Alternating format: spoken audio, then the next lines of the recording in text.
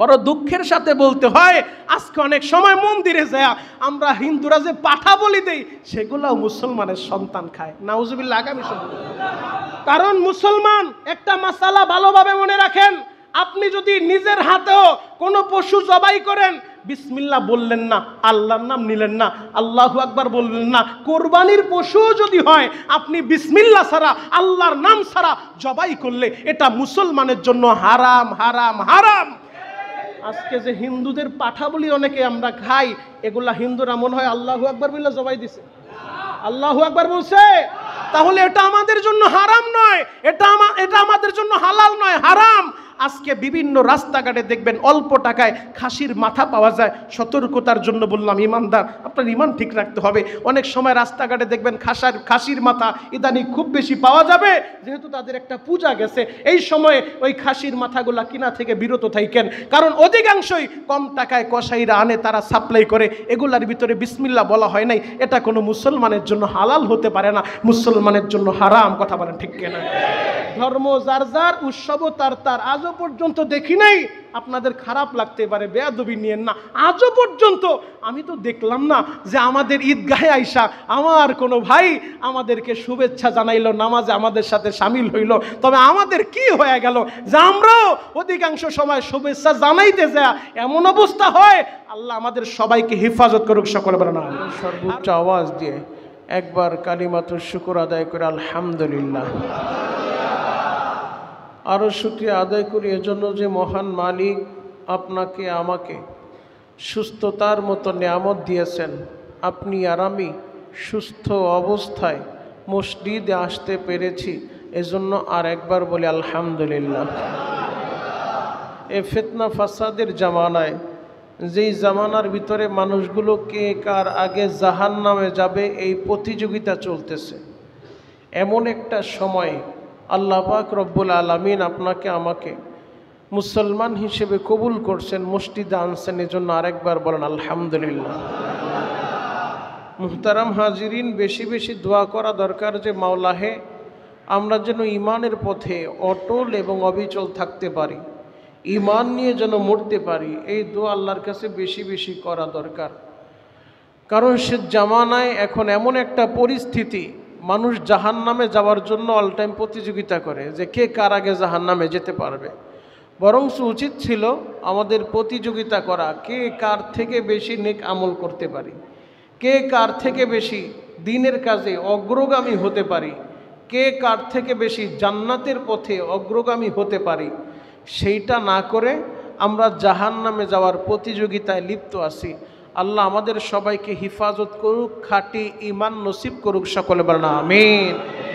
মুহতারাম হাজিরিন, আমাদের আলোচনা চলতেছিল রাসূল করিম সাল্লাল্লাহু আলাইহি ওয়াসাল্লামের সিরাত নিয়ে।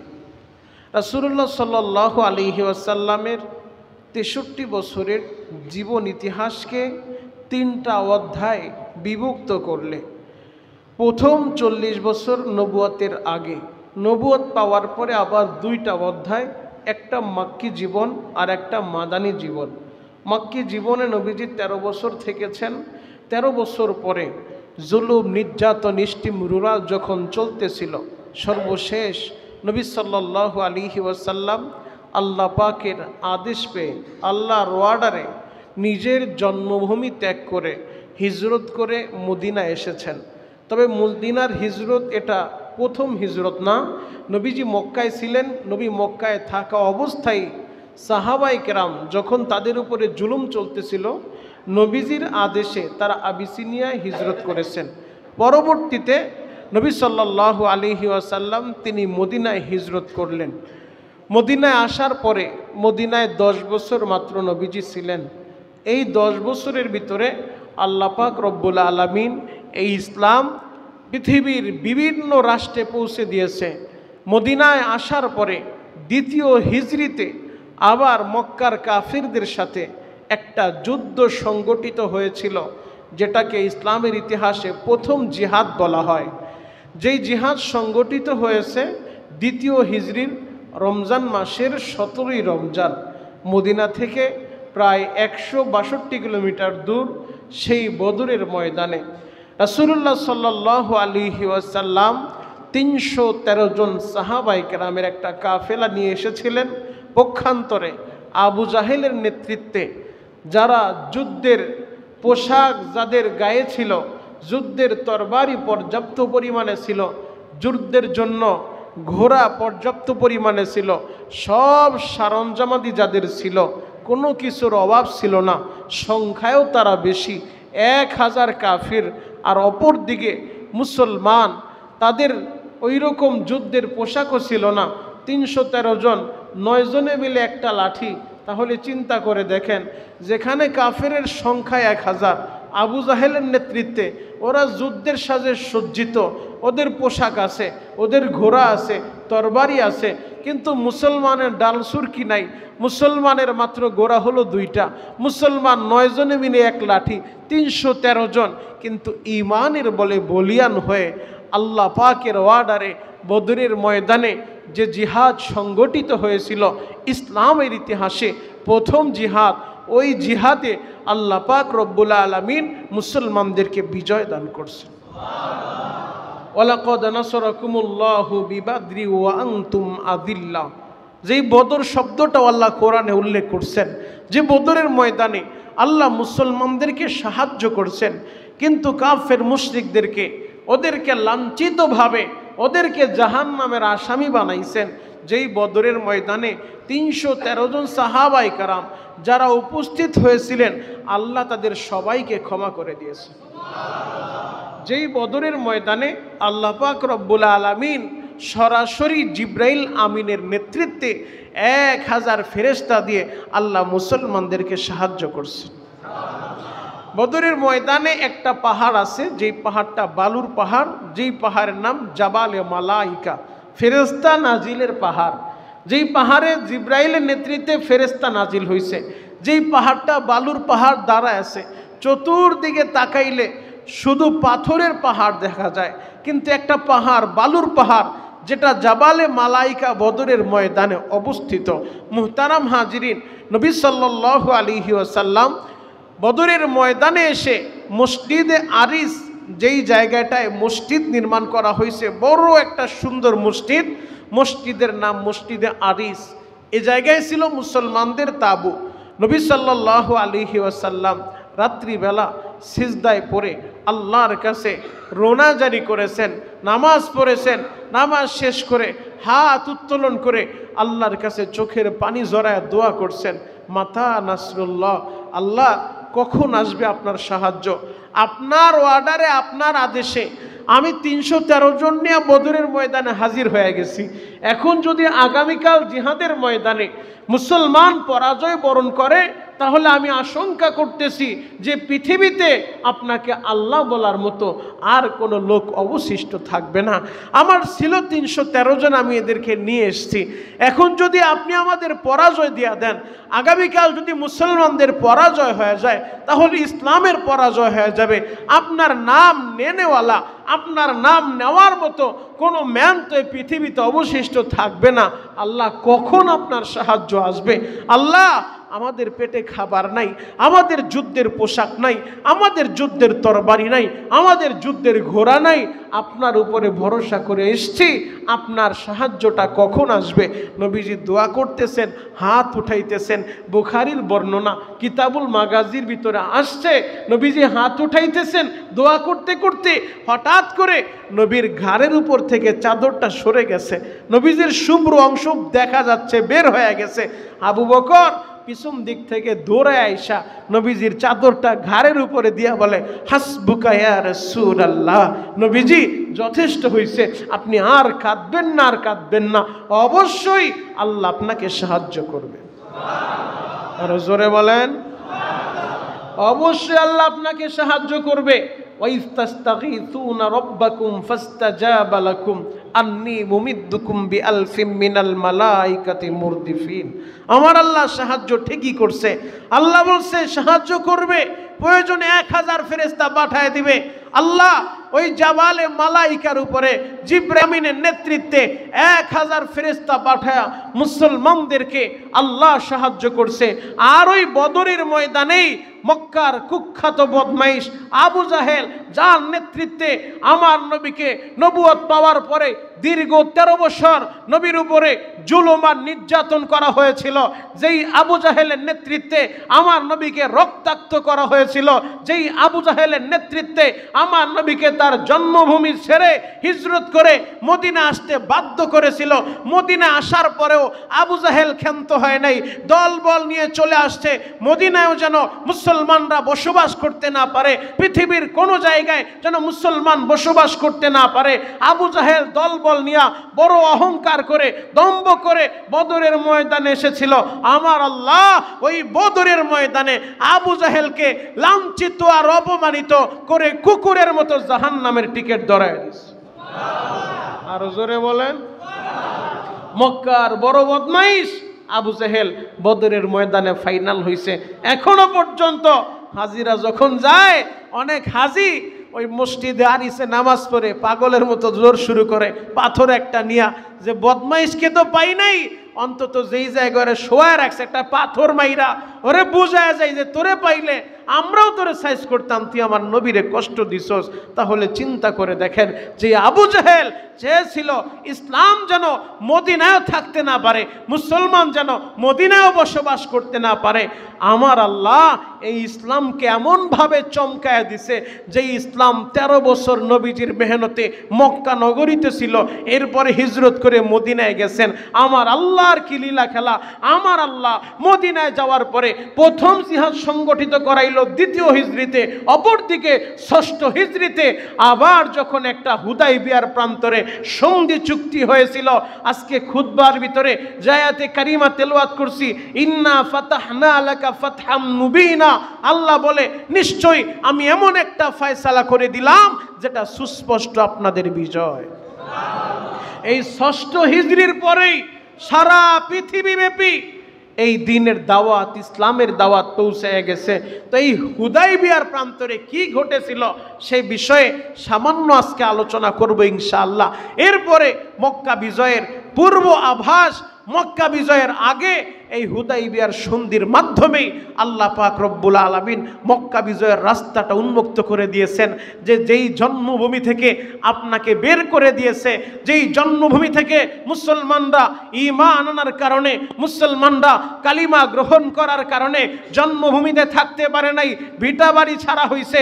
আমার আল্লাহ বলে হাবিব আমার এই মক্কায় আবার আপনাকে আনবো, তবে আপনাকে বিজয়ী বেশে, আপনাকে বীরের বেশে পুরা মক্কার ক্ষমতা আপনার হাতে আমি তুলে দেব। আরো জোরে বলেন। 6ষ্ঠ হিজরিতে নবী আমার রাত্রিবেলা ঘুমে আসেন, ঘুমের ঘরে নবীজির স্বপ্ন দেখলেন। নবীজির শরীরের ভিতরে সেলাইবিহীন 2 টুকরা এহরামের কাপড় পেঁচানো। নবীজির স্বপ্ন দেখতেছেন যে এহরামের কাপড় পেঁচানো, নবীর সাথে তার সাহাবায়ে কেরামও সেলাইবিহীন 2 টুকরা এহরামের কাপড় পরিধান করছে। এহরামের কাপড় পরিধান কইরা তারা খানায় কাবা বাইতুল্লাহর চতুর্দিকে তাওয়াফ করতেছে। তাওয়াফ শেষ করে নবীজি তার নেতৃত্বে সাহাবায়ে কেরামকে নিয়ে এহরামের কাপড় কইরা আবার সাফা থেকে মারওয়া, সাফা মারওয়ায় সাই করলেন। এরপরে নবীজি স্বপ্ন দেখতেছেন, তারা আবার মাথা মুন্ডন করলেন, হলক করলেন, মানে মাথা ছাঁচলেন। এই স্বপ্ন দেখা, এই স্বপ্ন ইঙ্গিত দেয় যে নবীজি স্বপ্ন দেখলেন তারা ওমরা পালন করতেছে। কিন্তু এই ওমরাটা কবে পালন করবেন, কোন সনে পালন করবেন এটা দেখে নাই, কিন্তু স্বপ্ন দেখছেন যে তাওয়াফ করলেন, তাওয়াফ শেষে নামাজ পড়লেন, সাফা মারওয়ায় সাই করলেন, এরপরে আবার মাথা মুন্ডন করলেন, হলক করলেন। নবীজি স্বপ্ন দেখা ফজরের নামাজের পরে উপস্থিত মুসল্লি নবীর সাহাবীদেরকে বলতেছেন, আমার সাহাবীরা শোনো, আমি গত রাত্রে স্বপ্ন দেখছি, আল্লাহ আমার স্বপ্ন দেখাইছে, দেখলাম যে এই জন্মভূমি 6 বছর পর্যন্ত মক্কাটা আমরা দেখতে পারি না, 6টা বছর নিজের বাড়িতে আমরা যেতে পারি না, জন্মভূমি ছেড়ে আমরা সবাই মদিনায় হিজরত করে চলে আসছি। আমি গত রাত্রে স্বপ্ন দেখেছি যে আমাদের শরীরে এহরামের কাপড় পরা, এহরামের কাপড় পইরা আমরা কাবাগর তাওয়াফ করতেছি। আমরা কাবাগর তাওয়াফ শেষ কইরা সাফা মারওয়া সাই করলাম, মাথা মুন্ডন করলাম। এই স্বপ্ন আমি দেখলাম। সাহাবায়ে কেরাম বলে, নবীজি, নবীদের স্বপ্ন তো ওহী, আমাদের স্বপ্ন তো আর ওহী না, কিন্তু নবীদের স্বপ্ন তো ওহী। আপনি যেটা দেখছেন এটা তো ওহী, আল্লাহর আদেশ। নবীজি, আমরা রেডি আছি, আমরা আপনার সাথে এখনই নিয়ত করব, আমরা মক্কার উদ্দেশ্যে রওনা হয়ে যাব।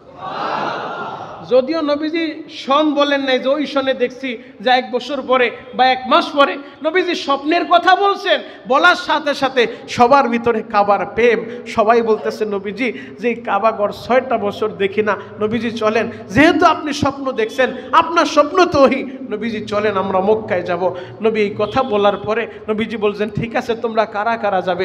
মুহূর্তের ভিতরে 1400 সাহাবায়ে কেরাম নাম লেখাইছে। আরো জোরে বলেন, কতজন? 1400, 1400 জন। এই 1400 সাহাবায়ে কেরামের কাফেলা নিয়া সবাই আল্লাহর নবীর সাথে রওনা হয়ে গেলেন। তারা সবাই মিকাতে আইসা, মদিনা থেকে মক্কায় আসতে হইলে জুলহুলাইফা থেকে ইহরাম বাঁধতে হয়। মিকাতে আইসা নবীজি ইহরাম বাঁধলেন, সবাই ইহরাম পড়লেন, ওমরা নিয়ত করে ফেললেন।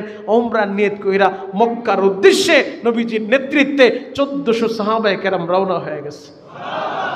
তারা আস্তে আস্তে হুদুদে হেরেমের কাছাকাছি, হেরেমের ভিতরে ঢুকে গেছেন, একেবারে সন্নিকটে চলে আসছেন। মক্কা থেকে 30-40 কিলোমিটার দূরত্ব হবে, যেই জায়গাটার নাম হুদাইবিয়া।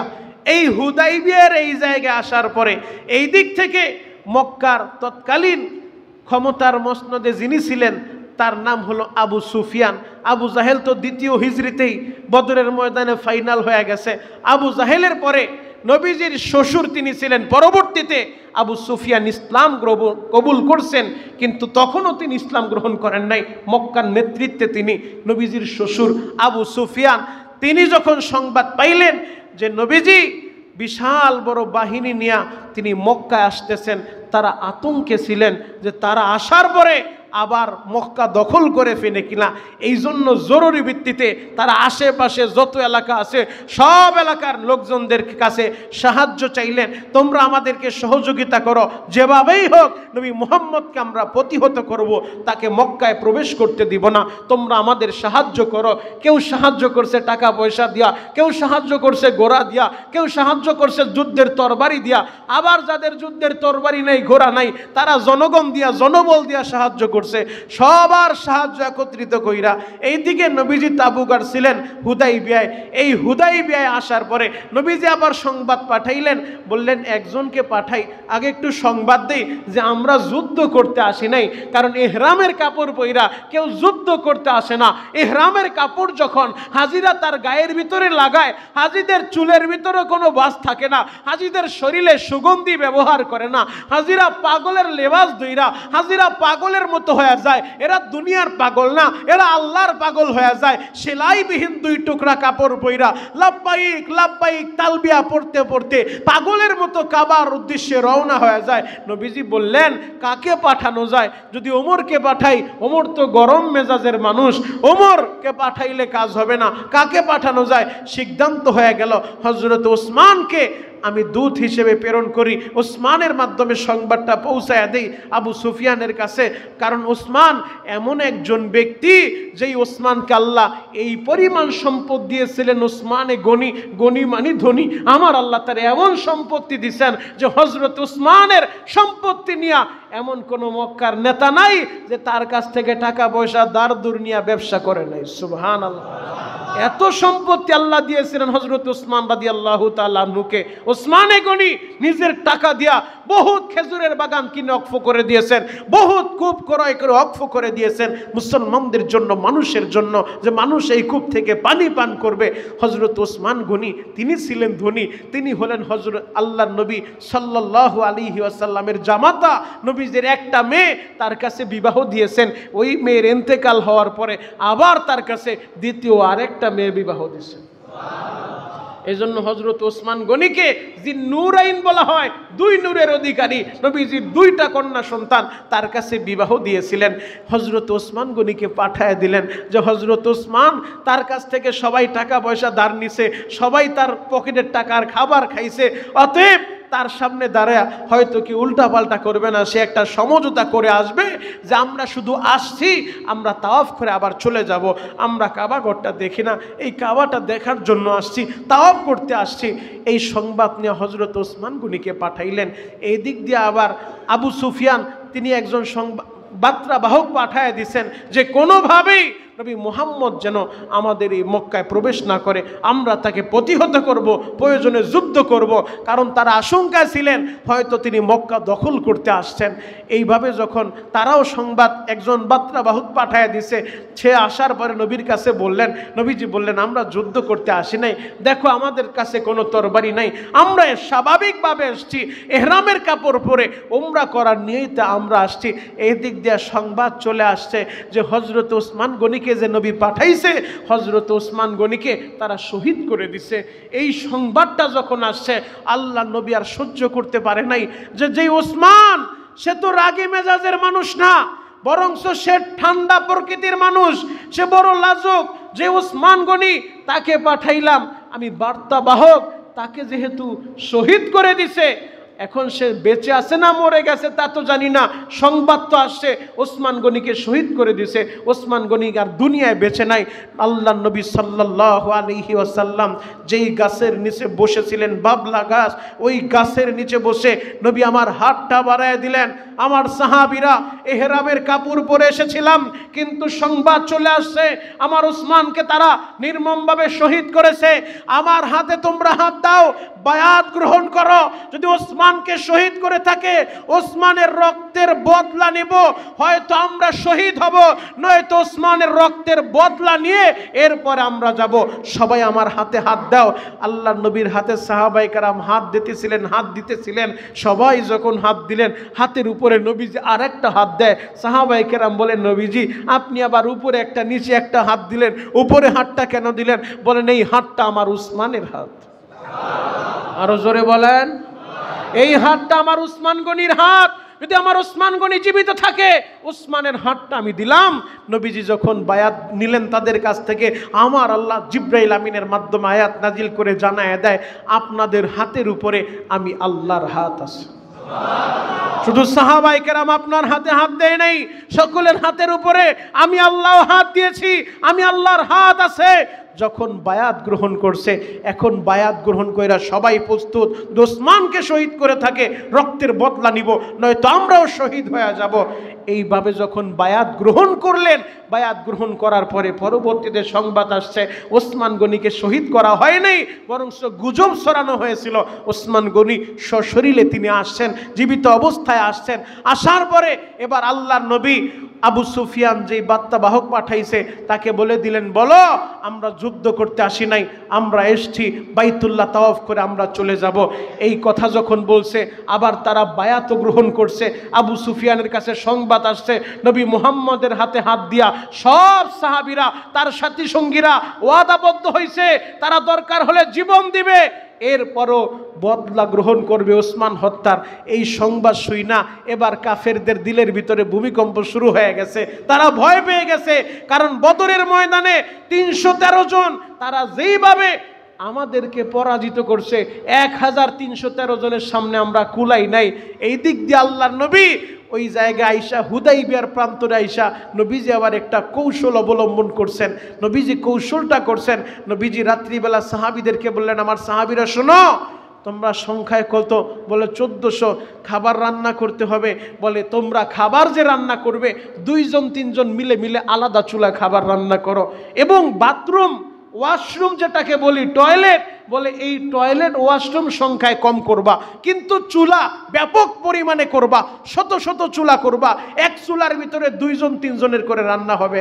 সাহাবায়ে কেরামের মাথায় ঢুকে না, নবীজি কি বলতেছেন? যেই জায়গায় আমাদের ওয়াশরুম দরকার বেশি, পাকের ঘর রান্নাঘর চুলা কম হইলেও চলে, এক চুলা 100 মানুষের 200 মানুষের রান্না করা যায়, কিন্তু নবীজি বলতেছেন চুলা বানাও বেশি কিন্তু বাথরুম বানাও কম। কিছুই মাথায় ঢুকে না, মাথায় না ঢুকলেও কিছু করার নাই। আল্লাহ আল্লাহর নবীর আদেশ, নবীর ওয়ার্ডার পালন করতে হবে। এবার তারা শত শত চুলা রাত্রিবেলা যখন আগুন জ্বালায় দিছে, ওই দিক দিয়ে আবু সুফিয়ান রাতে রন্ধ করে আবার কিছু গোয়েন্দা বাহিনী পাঠাইছে, তোমরা একটু খবর নিয়ে আসো, মুহাম্মদের সাথে লাগতে হলে তারা সংখ্যায় কি পরিমাণে আছে এটাও তো আমাদের একটু জানা দরকার। কারণ যাদেরকে আমরা প্রতিহত করব তারা সংখ্যায় কি পরিমাণে, তাদের শক্তি কি পরিমাণে আছে, ওই অনুযায়ী আমাদের প্রস্তুতি গ্রহণ করতে হবে। যদি সেটা না জানি তাহলে তো ময়দানে গিয়ে আমরা মার খাবো। গোয়েন্দা বাহিনী পাঠিয়ে দিছে, তোমরা রাতের বেলা সংখ্যাটা গণে আসবা যে কি পরিমাণ তারা লোক আসছে। রাতের অন্ধকারে দূর থেকে মরুভূমি এলাকা, দূর থেকে তাকায় দেখে শত শত চুলায় আগুন জ্বলতেছে। আরো জোরে বলেন।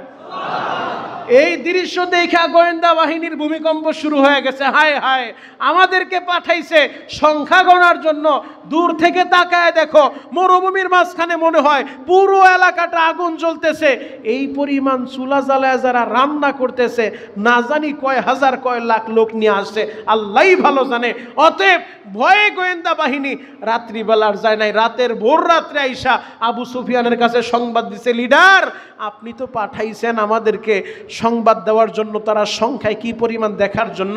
লিডার দূর থেকে তাকায় দেখতেছি যেই পরিমাণে চুলা জ্বালায় রান্না করতেছে, না জানি কয় লাখ আর কয় হাজার আসছে, আল্লাহই ভালো জানে, আমাদের জানা নাই। আমরা ভয়ে কাছে যেতে পারি নাই। আবু সুফিয়ান গরম হয়ে গেছে, আরে তোমরা তো কাছে যাবে, যেহেতু দেখবে কি পরিমাণে, তাদের পরিমাণ যদি না জানি, সংখ্যা যদি না জানি, প্রতিহত আমরা কিভাবে করব?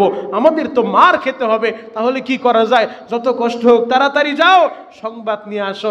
এবার সুবহে সাদিকের সময় যখন গেছে, ফজরের আগ মুহূর্তে নবীর সাহাবীরা ঘুম থেকে জাগ্রত হইয়া সবাই তাঁবুর ভিতরে, আর কেউ নাই, সবাই বাথরুমে সিরিয়াল লাগাইছে। সুবহানাল্লাহ।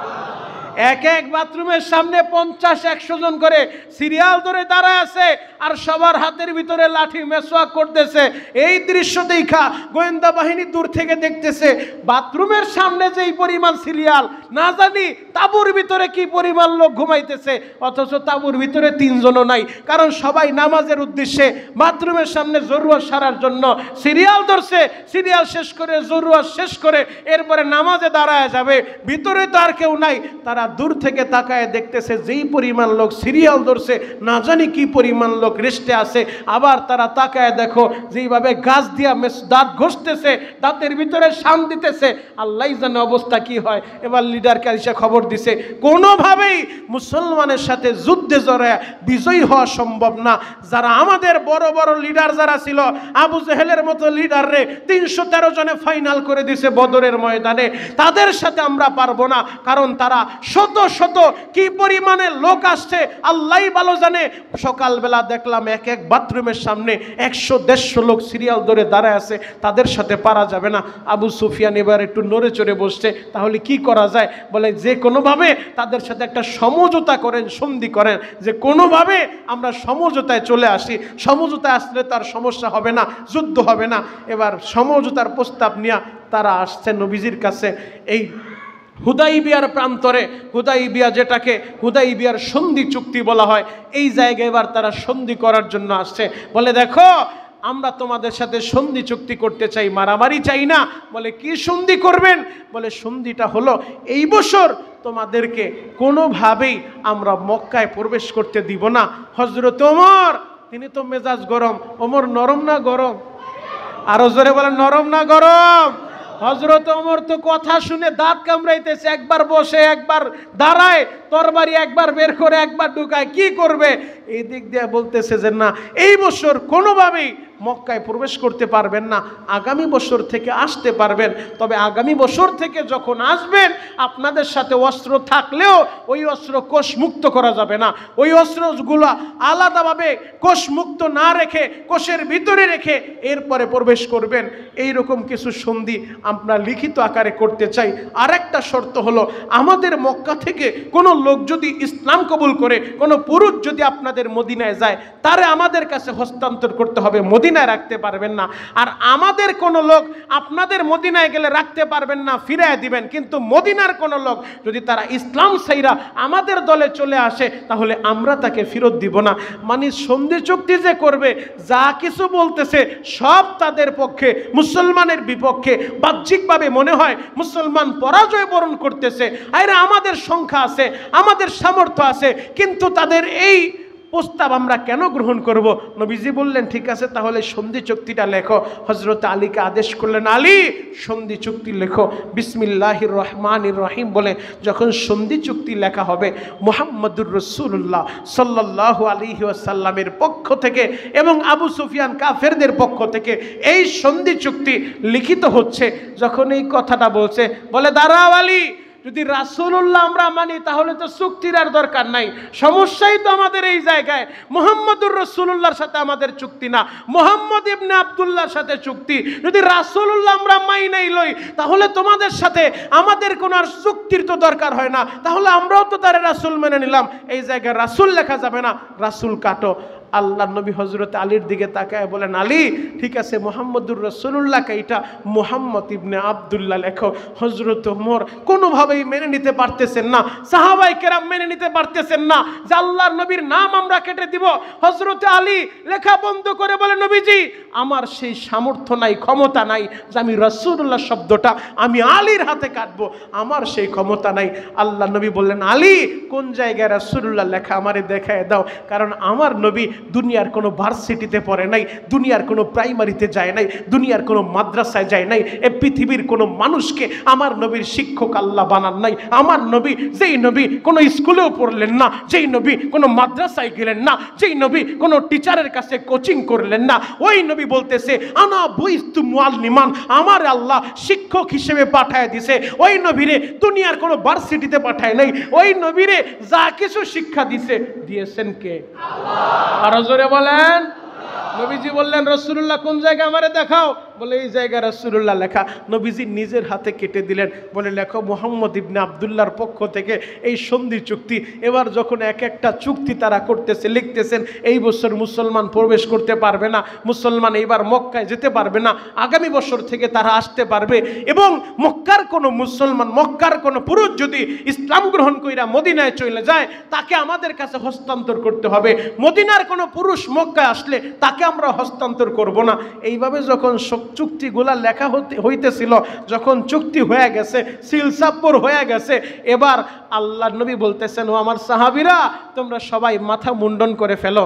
কেউ ডানে বামে তাকায়, সবাই নবীদের সাথে একটু অভিমান করছেন যে আল্লাহর নবী আপনি স্বপ্ন দেখছেন, আমরা কাবাগর তাওয়াফ করছি, আপনি স্বপ্ন দেখছেন সাফা মারওয়া আমরা সাই করছি, আপনি স্বপ্ন দেখছেন, আপনার স্বপ্ন তো মিথ্যা হইতে পারে না। নবীজি এই কথা বলে একজন আরেকজনের দিকে তাকায়, কেউ মাথা মুন্ডন করে না, সবাই অভিমান। হযরত ওমর বসে আছেন, হযরত ওমর তো এক পর্যায়ে বলেই ফেললেন, আল্লাহর নবী আপনি তো সত্য নবী, আপনি তো মিথ্যা নবী না, আমরা তো হক, তারা তো বাতিল, আমরা বাতিল না। যেহেতু আমরা হক, তারা বাতিল, তাহলে আমরা কেন তাদের কাছে পরাজয় বরণ করব? আমরা প্রবেশ করব, আমরা এই সন্ধি চুক্তি মানতে চাই না। হযরতে ওমর যখন গরম হয়ে গেছেন, নবীজি বললেন, ওমর রে, আমিও বুঝতেছি যা কিছু লেখা হয়েছে সব আমাদের বিপক্ষে লেখা হয়েছে, আমাদের পক্ষে লেখা হয় নাই। চুক্তি লিখতেছিল, এই অবস্থায় একজন মুসলমান দৌড়ে আসছে, ওই মুসলমানের হাতে পায়ে শিকল লাগানো, চিৎকার মেরে কাঁদতেছে আর বলতেছে, নবীজি আমাকে একটু আশ্রয় দেন, তারা আমাকে বাঁচতে দিবে না, আমাকে আপনাদের সাথে নিয়ে যান, ও মুসলমানের আমাকে সাহায্য করো। ওই মুসলমান যখন মুসলমানদের কাতারে তারে দাঁড় করায় দিছে, ওই চুক্তি চলা অবস্থায় তারা বলতেছে, মুহাম্মদ কিছুক্ষণ আগেই তো চুক্তি হয়েছে, কোনো পুরুষ তোমাদের কাছে গেলে তাকে আমাদের কাছে রিটার্ন দিতে হবে, তাকে তোমরা নিয়ে যেতে পারবে না, আমাদের কাছে ফেরত দাও। আল্লাহ নবী বললেন, ঠিক আছে তাকে ফেরত দাও। এবার ওই মুসলমান চোখে চোখের পানি জড়ায় আর বলে, নবীজি আমাকে সাহায্য করেন, এরা আমাকে বাঁচতে দিবে না। আল্লাহ নবী বললেন, যেহেতু চুক্তি হয়েছে এই মুহূর্তে তাকে ফেরত দাও। কিছুক্ষণ পরে আবার কিছু মহিলা আসছে, একদল মহিলা ঈশা, তারা সাহায্য কামনা করতেছে, তারা আত্মীয় স্বজনের কাছে সাহায্য চাইতেছে। আল্লাহ নবী যখন তাদেরকে নিলেন, হঠাৎ করে তারা বলতেছে চুক্তি তো হয়েছে। নবীজি বললেন, চুক্তির ভিতরে লেখা আছে পুরুষের কথা, মহিলার কথা লেখা নাই। যেহেতু মহিলার কথা লেখা নাই, মহিলাদেরকে আমরা রিটার্ন দিব না, তাদেরকে সাহায্য করব। আল্লাহ আয়াত নাজিল করে জানায় দিলেন যে এই সমস্ত মহিলারা ঈমান আনছে, ইসলাম গ্রহণ করছে, ওই সমস্ত মহিলারা সাহায্য চাইলে তোমরা তাদেরকে সাহায্য করো। নবীজি বললেন তাদেরকে দেওয়া হবে না, যেহেতু চুক্তির ভিতরে পুরুষের কথা লেখা ছিল, মহিলার কথা লেখা ছিল না। ওই অবস্থায় হযরত ওমর বলতেছেন, আমাদের চোখের সামনে একজন মুসলমানের উপরে তারা জুলুম আর নির্যাতন করতেছে, আমরা যদি হক হয়ে থাকি তাহলে এটা মেনে নিতে পারি না। আল্লাহ নবী বললেন, ওমর আমিও বুঝতেছি সবকিছু আমাদের বিরুদ্ধে হয়েছে, তবে এটা আমি করি নাই, আমি করি নাই, করেছেন কে? আর জোরে বলেন, কে করেছেন? আল্লাহ করেছেন। আল্লাহর হুকুম মেনে নাও। আল্লাহ নবী বললেন, মাথা মুন্ডাও। কেউ মাথা মুন্ডায় না। নবীজি তাঁবুর ভিতরে যায় তার বিবিকে বললেন, বিবি রে, কেউ তো মাথা মুন্ডায় না, আমার সাহাবীরা আমার উপরে অভিমান করছে। আল্লাহ নবীর বিবি পরামর্শ দিলেন, নবীজি আপনি এক কাজ করেন, আপনি প্রথম মাথা মুন্ডান। নবীজি যখন মাথা মুন্ডাইছে, নিজের মাথার চুল ফেলে দিছে। নবী যখন চুল ফেলে দিছে, এখন তো আর কারো বসে থাকার সুযোগ নাই। নবীজি মাথা মুন্ডায়া ওই যে বদরের ময়দানে যেই উটটা নিয়ে গেছিল আবু জাহেল, ওই আবু জাহেলের উটটা হুদাইবিয়ার প্রান্তরে নবীজি কোরবানি করে দিলেন। যখন আবু জাহেলের উটটা কোরবানি করছে, এটা দিয়া ইঙ্গিত পেয়ে গেছে মুসলমানের ভিতরে একটু সাহস জন্মে গেছে। এই দিক দিয়া কাফেরদের দিলের ভিতরে ভীতি শুরু হয়ে গেছে যে আবু জাহেলের উটটা, আমাদের লিডারের উটটা মুহাম্মদ হুদাইবিয়ার প্রান্তরে কোরবানি করে দিছে। নবী যখন মাথা মুন্ডাইছে, কোরবানি করে দিছে, এবার বাকি যারা ছিল তারা আর বসে নাই, এবার সবাই মাথা মুন্ডানো শুরু করছে, এবার সবাই মাথা মুন্ডায় কোরবানি করা শুরু করছে। এবার যখন রওনা হয়ে গেছে মদিনার উদ্দেশ্যে, প্রতিমধ্যে যাওয়ার পরে পবিত্র কোরআনের সিরিয়াল নাম্বার অনুযায়ী 48 নাম্বার সূরা, পুরা সূরাটা নিয়া সূরাতুল ফাতহ, ইন্না ফাতাহনা লাকা ফাতহাম মুবিনা, এই সূরাটা আল্লাহ নাজিল করে জানায় দিলেন, আমি আল্লাহ এমন এক ফয়সালা করে দিলাম যেটা সুস্পষ্ট মুসলমানের বিজয়। দেখতেছে মুসলমানের পরাজয়, আল্লাহ বলতেছে মুসলমানের বিজয়। কারণ এই চুক্তি হওয়ার পরেই, ষষ্ঠ হিজরি হওয়ার পরেই, যখন হুদাইবিয়ার প্রান্তরে চুক্তি হয়ে গেছে, এরপরেই নবীজি বিভিন্ন দেশের রাষ্ট্রপ্রধানের কাছে কালিমার দাওয়াত পাঠায় দিছে। সারা পৃথিবীব্যাপী যখন রাষ্ট্রপ্রধানদের কাছে কালিমার দাওয়াত প্রেরণ করা শুরু করলেন, ওইখান থেকেই পুরা পৃথিবীব্যাপী এই ইসলাম ছড়ায় পড়ছে। মদিনার ইসলাম শুধু মদিনায় সীমাবদ্ধ নাই, চুক্তি হওয়ার পরেই নবীর জন্য রাস্তা ক্লিয়ার হয়ে গেছে। এখন বিভিন্ন দেশের রাষ্ট্রপ্রধানের কাছে কালিমার দাওয়াত প্রেরণ করে, ওই কালিমা নিয়ে বাংলাদেশেও কালিমার দাওয়াত আসছে বিদায় আমরা ইসলাম গ্রহণ করতে পারছি। সারা পৃথিবীব্যাপী কালিমার এই আলো, দ্বীনের আলো চমকায় গেল। অচিরেই আল্লাহ পাক রব্বুল আলামিন মক্কা বিজয় মুসলমানদেরকে দান করলেন। যদি চুক্তি না হইতো তাহলে তো মুসলমানরা মক্কায় যেতে পারতেছিল না। যেহেতু চুক্তি হয়ে গেছে যেই বছর যাব না। আর নবীর আল্লাহ স্বপ্ন দেখাইছে, আল্লাহ তো বলেন আপনি আজকেই যান, আল্লাহ দেখাইছে যে আপনি তাওয়াফ করবেন, আপনি সাফা মারওয়া সাই করবেন। যেই কাবার চাবিটা আপনারে দেয় নাই, অপমান করে বের করে দিয়েছে। নবী হিজরতের আগে কাবার চাবি যার কাছে ছিল, ওসমান ইবনে তালহার কাছে, তার কাছে চাবিটা চাইছে, চাবিটা পায় নাই, অপমান করে নবীকে তাড়ায় দিছে। নবীজি বুক ভরা কষ্ট নিয়ে এসেছিলেন, নবীকে অপমান করছে, যেই চাবি দিব তোমার কাছে, প্রশ্নই আসে না। নবীকে চাবিটা দেয় নাই, কাবা ঘরে ঢুইকা 2 রাকাত নামাজ পড়তে চাইছে, সুযোগটা দেয় নাই। আল্লাহ স্বপ্ন দেখাইছে, ওই কাবার চাবি আপনার হাতে আমি পৌঁছায় দিব। আল্লাহ যেহেতু স্বপ্ন দেখাইছে, আমার আল্লাহ এরপরে যখন মুসলমানদেরকে মক্কা বিজয় দান করলেন, এমন ভাবে বিজয় দান করছেন রক্তপাতের দরকার হয় নাই। আবু সুফিয়ান সহ বড় বড় কাফের সমাজের নেতারা তারা ইসলাম গ্রহণ করছে, নবীর হাতে হাত দিয়া কালিমা পড়ছে, আমার আল্লাহ মুসলমানদেরকে বিজয় দান করছে। তবে একটা বিষয় আমাদেরকে মাথায় রাখতে হবে, হুদাইবিয়ার সন্ধি থেকে আমাদেরকে এই শিক্ষা গ্রহণ করতে হবে, নবীর সিরাত থেকে আমাদেরকে এই শিক্ষা গ্রহণ করতে হবে। যদি দিনের উপরে থাকতে যাই, হকের উপরে থাকতে যাই, ঈমান নিয়ে বাঁচতে যাই, আমাদের উপরে জুলুম আসবে, আমাদের উপরে অন্যায় হবে, আমাদের উপরে অবিচার হবে, আমাদেরও বাড়িঘর সারা হওয়া লাগবে। যেই পরিস্থিতি আসুক না কেন, আমরা মুসলমান ঈমান নিয়ে বাঁচতে চাই, ঈমান নিয়ে মরতে চাই। কথা বলেন ঠিক কিনা? ঈমানের উপরে অটল আর অবিচল থাকতে হবে। এই ঈমানটা নিয়ে আমরা বাঁচতে চাই। দুঃখ আর পরিতাপের বিষয়, আজকে মুসলমানের সন্তান মুসলমানের ঘরে জন্ম নিয়া কোন ফাঁকে তার ঈমান চলে যায় তার খবরও নাই। আজকে মুসলমানের সন্তান মুসলমানের ঘরে জন্ম নিয়া দুনিয়ার সামান্য পচা রাজনীতিতে জড়ায়া অনেক সময় এমনও হয়ে যায় আমাদের ঈমানকে আমরা বিসর্জন দিয়া দেই। আরে ভাই, আমার ঈমান আগে, আমার ঈমান, আমার দুনিয়া একদিকে চলে যাক, আমার ঈমান আমার আগে। কারণ সারা পৃথিবীর মূল্য নাই মুসলমানের ঈমানের কাছে। দুনিয়া একদিকে, আমার ঈমান একদিকে। আমি ঈমান এনেছি আল্লাহর উপরে, ঈমান এনেছি নবীর উপরে, ঈমান এনেছি পরকালের উপরে। এই ঈমানটা নিয়ে আমরা বাঁচতে চাই। কথা বলেন ঠিক কিনা? যদি এই ঈমানের উপরে অটল আর অবিচল থাকতে চান, তাহলে আজকের আমার যুবক ভাইদেরকে বলবো, যুবক ভাইরা মসজিদমুখী হয়ে যাও, নামাজে উপস্থিত হও, মসজিদে আসো, খালেস দিলে তওবা করো। তুমি কত জায়গায় যে গেছো আল্লাহই ভালো জানে, ঈমান আছে না নাই সেটাও প্রশ্নবিদ্ধ। এজন্য খালেস দিলে তওবা করো, খালেস দিলে তওবা করো, তওবা করে ঈমানকে নবায়ন করো। এরপরে আজকে আমাদের সমাজের ভিতরে দেখা যায় নেশা, মাদক, ইয়াবা একের পর এক বেড়েই চলছে। একটা সমাজ ধ্বংস হওয়ার জন্য মাদকই যথেষ্ট। আজকে মাদক গ্রহণ করার কারণে অনেক সময় নিজের সন্তান নেশা কইরা বাবারে মারে, মায়েরে মারে। কথা বলেন ঠিক? নেশা কইরা মুরব্বীদেরকে সম্মান করে না, নেশা করলে তার সেন্স ঠিক থাকে না। এরপরে দেখা যায় সমাজের শিক্ষিত সমাজ তাদেরকে অপমান করতে দ্বিধাবোধ করে না। এজন্য আমরা আপনাদের হাতে ধরে বলবো, পায়ে ধরে বলবো, সমাজের নেতৃস্থানীয় যারা আছেন আপনারা এই বিষয়গুলো একটু মনিটরিং করবেন। প্রশাসনের ভাইরাও আমাদেরকে সহযোগিতা করবে ইনশাআল্লাহ। এই সমাজটাকে অন্তত সুবাড্ডা পূর্ব পাড়াকে একটা আদর্শবান সমাজ হিসেবে আপনারা উপস্থাপন করেন যে আমার সমাজের ভিতরে কোনো নেশা চলবে না, আমার সমাজের ভিতরে কোনো মাদক চলবে না। আমরা যদি এই বিষয়টা নিশ্চিত করতে পারি ইনশাআল্লাহ সুম্মা ইনশাআল্লাহ এই সুবাড্ডা পূর্ব পাড়া একটা মডেল সমাজ হবে। কথা বলেন ঠিক কি? আল্লাহ পাক রব্বুল আলামিন আমার এই যুবক ভাইদেরকে পরিপূর্ণ ইসলামের জন্য কবুল করুক। সকলে বলেন আমিন। আরো জোরে বলেন আমিন।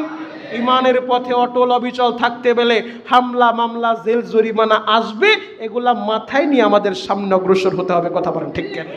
ঈমানের উপরে, ইসলামের উপরে অটল অবিচল থাকতে গেলে বাড়িঘর ছাড়তে হবে। আল্লাহর নবী যার জন্য গোটা জগৎ সাজাইছে, ওই নবী নিজের জন্মভূমি মক্কায় থাকতে পারে নাই, মক্কা সাইরা হিজরত কইরা মদিনায় গেছে। নবীর সাহাবীরা নিজের জন্মভূমিতে থাকতে পারে নাই। তাহলে আপনার উপরেও আমার উপরেও এইরকম বিপদ আসবে। তবে যত বিপদ আসুক, যত ঝড় আসুক, যেই কোনো পরিস্থিতিতে আমরা ঈমান এনেছি আল্লাহর উপরে। আল্লাহ ছাড়া কারোর সামনে মাথা নত করা যাবে না। আল্লাহ ছাড়া কোনো পীরের সামনে, আল্লাহর ছাড়া দরগার সামনে, দুর্গার সামনে, পূজার সামনে যায়, মন্দিরে যায় মাথা নত করলে কোনো মুসলমানের ঈমান থাকবে না। কথা বলেন ঠিক কিনা? বড় দুঃখের সাথে বলতে হয়, আজকে অনেক সময় মন্দিরে যায় আমরা হিন্দুরা যে পাঠা বলি দেই, সেগুলোও মুসলমানের সন্তান খায়। নাউজুবিল্লাহ। আগামী সময়, কারণ মুসলমান একটা মাসালা ভালোভাবে মনে রাখেন, আপনি যদি নিজের হাতেও কোনো পশু জবাই করেন, বিসমিল্লাহ বললেন না, আল্লাহর নাম নিলেন না, আল্লাহু আকবার বললেন না, কোরবানির পশু যদি হয় আপনি বিসমিল্লাহ ছাড়া, আল্লাহর নাম ছাড়া জবাই করলে এটা মুসলমানের জন্য হারাম, হারাম, হারাম। আজকে যে হিন্দুদের পাঠা বলি অনেকে আমরা খাই, এগুলা হিন্দুরা মনে হয় আল্লাহু আকবার বলে জবাই দিছে, আল্লাহু আকবার বলছে। তাহলে এটা আমাদের জন্য হারাম নয়, এটা আমাদের জন্য হালাল নয়, হারাম। আজকে বিভিন্ন রাস্তাঘাটে দেখবেন অল্প টাকায় খাসির মাথা পাওয়া যায়। সতর্কতার জন্য বললাম, ইমানদার আপনার ইমান ঠিক রাখতে হবে। অনেক সময় রাস্তাঘাটে দেখবেন খাসির মাথা ইদানিং খুব বেশি পাওয়া যাবে, যেহেতু তাদের একটা পূজা গেছে। এই সময়ে ওই খাসির মাথাগুলা কিনা থেকে বিরত থাকেন, কারণ অধিকাংশই কম টাকায় কসাইরা আনে, তারা সাপ্লাই করে। এগুলার ভিতরে বিসমিল্লাহ বলা হয় নাই। এটা কোনো মুসলমানের জন্য হালাল হতে পারে না, মুসলমানের জন্য হারাম। কথা বলেন ঠিক কিনা? ধর্ম যার যার, উৎসবও তার তার। আজও পর্যন্ত দেখি নাই, আপনাদের খারাপ লাগতে পারে, বেয়াদবি নিয়েন না, আজও পর্যন্ত আমি তো দেখলাম না যে আমাদের ঈদগাহে আইসা আমার কোনো ভাই আমাদেরকে শুভেচ্ছা জানাইলো, নামাজে আমাদের সাথে সামিল হইল। তবে আমাদের কি হয়ে গেল যে আমরাও অধিকাংশ সময় শুভেচ্ছা জানাইতে যা এমন অবস্থা হয়। আল্লাহ আমাদের সবাইকে হেফাজত করুক, সকলে বলেন আমিন। আরো জোরে বলেন আমিন। আল্লাহ জানে আমার কি হয়, আমার যা হয় হোক, আপনারা আমার জন্য দোয়া করেন, আমিও দোয়া করি। আমাদের ইমানটা আগে, ইমান নিয়ে মরতে চাই আমরা। ইমান ছাড়া যদি মারা যায়, একটা কুকুরের মূল্য আছে, আমি খতিব সাহেবের ওই মূল্য নাই। একটা কুকুরের মূল্য আছে, ইমান ছাড়া মারা গেলে হাজী সাহেবের মূল্য নাই। ইমান ছাড়া মারা গেলে একটা কুকুরের যেই মূল্য আছে, একটা গাজী সাহেবের সেই মূল্য নাই। এজন্য আমরা মুসলমান, আমাদের ইমান আগে, ইমান নিয়ে আমাদের বাঁচতে হবে। আল্লাহ আমাদের সবাইকে বুঝার তৌফিক দান করুক, সকলে বলেন আমিন। আরো জোরে বলেন আমিন। ভিন্ন ধর্মী যারা আছে তাদের নিরাপত্তা দেওয়া, এটা ইসলাম আমাদের শিক্ষা দিছে। তাদের নিরাপত্তা দিতে হবে, তারা যেন তাদের ধর্মীয় সব পালন করতে পারে, এতে কেউ ফ্যাসাদ সৃষ্টি করতে না পারে, সেই বিষয়টা মুসলমানের নিরাপত্তা দেওয়া, এটা ইসলাম আমাদের শিক্ষা দিছে। আল্লাহ পাক রব্বুল আলামিন আমাদের সবাইকে বুঝা আমল করার মতো তৌফিক দান করুক, সকলে বলেন আমিন।